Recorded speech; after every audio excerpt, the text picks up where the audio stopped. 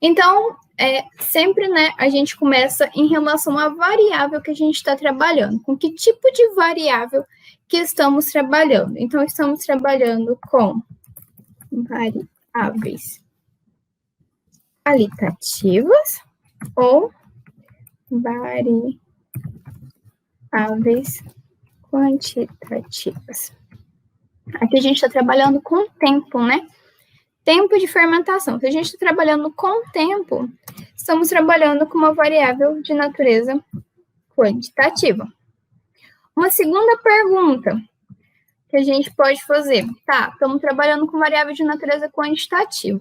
A maioria das vezes que a gente vai trabalhar com uma variável de natureza quantitativa, uma das perguntas que a gente deve abordar é em relação ao tipo de distribuição dessa variável.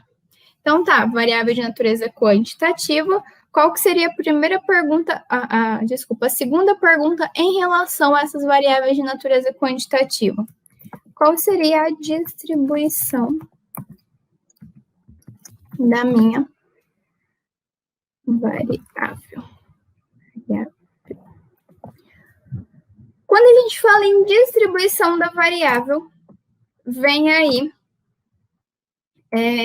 uma dúvida, um ponto de interrogação, melhor dizendo, que por às vezes a pessoa não conhecer, ela comete esse tipo de erro. Então, um dos erros muito comuns que eu tenho visto por aí, e que eu mesma já cometi lá na minha iniciação científica, foi quando me perguntavam em relação à distribuição da minha variável e o que eu fazia simplesmente para determinar o tipo de distribuição da minha variável. Eu ia lá e simplesmente aplicava um teste de normalidade. Então, eu aplicava o teste de normalidade, geralmente eu aplicava o teste Kolmogorov-Smirnov, depois a gente vai discutir em relação a esses testes de normalidade na live de hoje ainda. E se o teste dava que a minha distribuição era gaussiana, eu falava que eu tinha uma distribuição normal. Se o meu teste falasse que meus dados apresentavam uma distribuição não gaussiana, então eu falava que a distribuição dos meus dados era não normal. Só que aí, depois de começar a estudar mais em relação ao assunto, eu li num livro, o autor é Harvey Montusky, o livro dele é Bioestatística Intuitiva, que a determinação da distribuição da minha variável não deve ser realizada de forma automatizada. Essa determinação do tipo de distribuição da variável é algo mais complexo do que a avaliação por meio de um simples teste. Então, determinarmos como a nossa variável encontra-se distribuída aplicando apenas um teste de normalidade não é a opção mais adequada para a gente realizar. Patrícia, então eu não posso aplicar teste de normalidade? Eu não falei isso. Você deve até, sim, aplicar o teste de normalidade.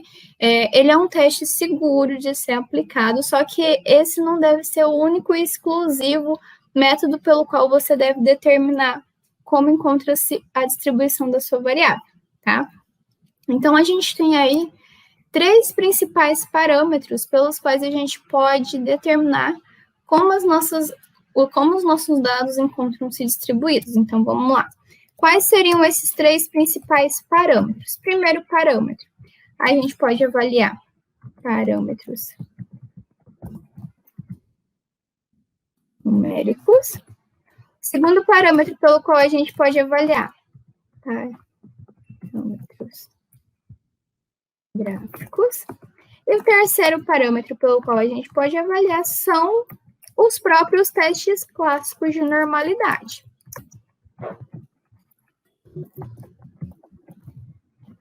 Em relação aos parâmetros numéricos, quais são os parâmetros numéricos que a gente pode estar avaliando? Podemos avaliar valores de média e mediana. Podemos avaliar valores de coeficiente de variação, valores de skewness e os valores de kurtose. Em relação aos parâmetros gráficos, quais são os gráficos que que são bons indicativos para nos auxiliar nessa determinação da distribuição dos nossos dados. Nós podemos avaliar por meio dos gráficos de distribuição de frequência,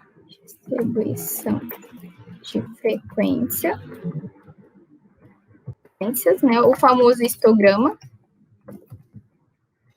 Podemos avaliar também pelo gráfico do tipo QQ-plot.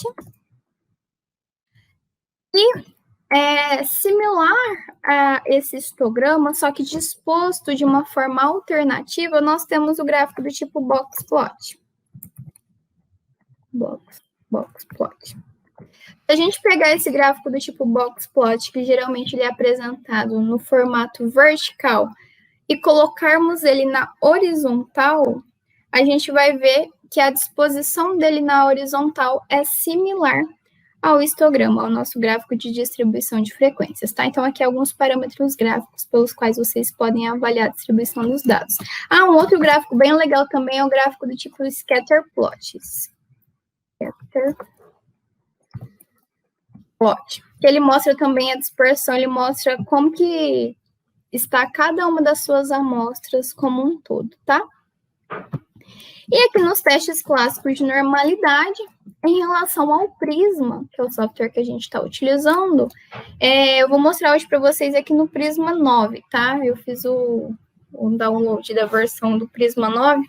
Eu quero mostrar para vocês um outro teste que essa nova versão traz. Então, quais são esses testes clássicos de normalidade que o Prisma traz para a gente? A gente tem os testes de Kolmogorov-Smirnov, os testes de De Augustin e Pearson, cadê o E? De Augustin e Pearson, teste de Shapiro-Wilk e o teste Anderson-Darling. Estou pondo a inicial aqui para ficar mais fácil, tá, pessoal? Então, aqui são os nossos principais parâmetros pelos quais a gente pode avaliar a distribuição dos nossos dados, tá?